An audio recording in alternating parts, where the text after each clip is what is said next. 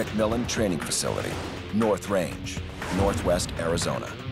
Ryan McMillan, ex-Navy SEAL, will try to replicate Rob Furlong's mile-and-a-half kill shot using the same weapon, a McMillan TAC-50 long-range sniper rifle. This shot is really one of the most difficult shots you can ever imagine. Not only the distance at 2,430 meters, but also the wind, the environmental factors, everything that goes into it that makes it a very difficult shot. Mark Spicer, former British Army sniper and director of training for McMillan Group International, drives out to set up the target for the shot. See now, because we've been going such a distance already, just how far away this target is. What we've got is a white paper human representative target over terrorist armed with the sort of archetypical AK-47 associated with terrorism in general. What we attached was the high visibility flag to the top of the mast. Now what that flag will do is that will give me an indication of exactly what the wind is doing at the target end. Okay, this target itself is at 2,400 meters. If you now look around up to the top of the hillside, you can see the white vehicle that's on the ridgeline. That's going to be where the firing point is. If you look straight out here, you can see a wash that runs up into the base of the mountains here. If you follow that wash all the way up, there's a patch of trees on the right. Just to the left of that patch of trees is our target. As you can see how far away that is and how difficult of a shot that must have been to make. The mountainous terrain is similar to Afghanistan, but the elevation is almost 7,000 feet lower. Heavier air means Ryan's shots won't carry as fast or as far. My chances of making this shot are pretty slim, but we're gonna give it a shot anyway. I'm gonna first shoot with this ball M33 ammo. What I'm gonna do here is just get on target with this. You want me to aim at the wash first, Mark? So we can see some splash?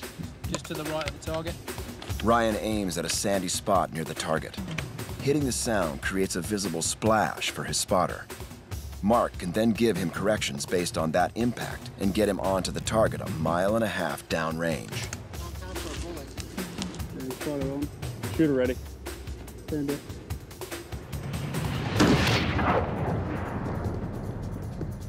Not seeing. Ryan's shot impacts somewhere in the vegetation surrounding the target. There is no visible splash. You know what? Let's move on down to the left. You know where the wash is to the left there? Yeah, you're 7 o'clock of the target. Yep, 7 o'clock of the target. Okay. Because that's more of a straight-on shot. It's about up the route we went in. Yep. Yeah, okay. And let's see if we can't get something in that area.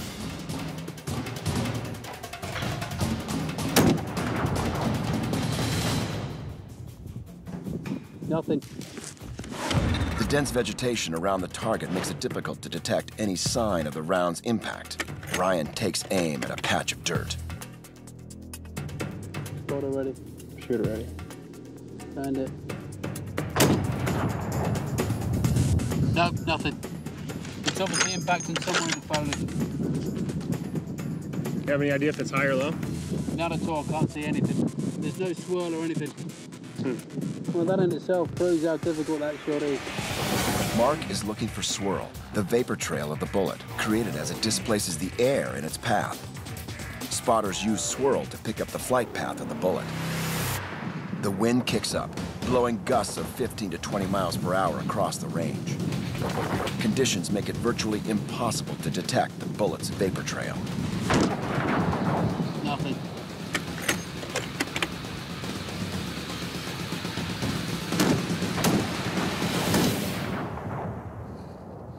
Not a thing. I haven't seen a damn thing either. On this day, Ryan McMillan, ex-Navy SEAL and expert marksman, can't outguess Mother Nature. With the terrain here is very similar to what you would see in Afghanistan. You have different directions of wind, and as I look at the target, flags on the target right now, they're going from left to right. So every different place that we can actually see the wind is going in a different direction. Right to left here at the shooter, also right to left at the first spot, and left to right back in the valley. And the place that affects your bullet the most is right at the muzzle. So if you have a wind going one way from, let's say, right to left at the muzzle, it's going to push your bullet longer down its path, and it's going to affect it more. And then by the time it gets to the target, you just never know. Very difficult shot. You want to take a shot at it? No.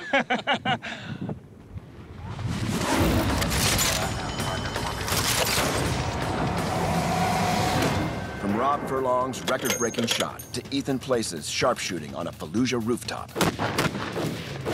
Somewhere, a lone bullet hurtles through space on a collision course with an unwitting target. On the other end of that shot is a sniper possessing a mastery of ballistics, marksmanship, and most importantly, the mindset of one shot, one kill. Understand that you are a hunter of men and this is what you do, and then focus on the reticle. That'll get you through. It's hard to find somebody who has a mindset to be that disciplined, be that dedicated to something, and it's extreme to find that person. We define marksmanship to another level. A sniper is the most deadly weapon on the battlefield because he's got patience, he's got the skill set, and he can hide, blend, and deceive. There's no place you can hide from a sniper. If the sniper wants you, he's gonna get you.